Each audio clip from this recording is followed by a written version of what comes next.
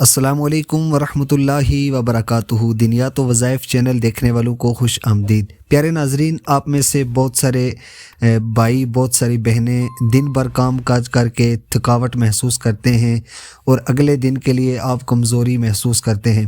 آج حدیث مبارکہ سے ایک ایسا خوبصورت وظیفہ آپ کو بتانے لگا ہوں کہ اگر آپ اسے نماز عشاء کے بعد پڑھ لیں گے اور پھر سونے کے وقت آپ اسے پڑھ لیں گے تو انشاءاللہ آپ کے دن بھر کی تھکاوٹ جو ہے، بے چینی، تھکاوٹ ختم ہو جائے گی۔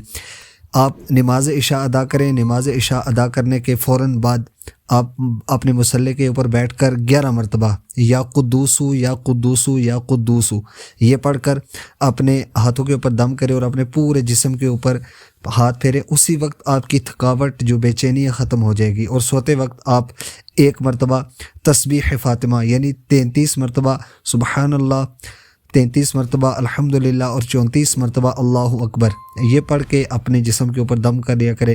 انشاءاللہ دن بھر کی تھکاوٹ ختم ہو جائے گی۔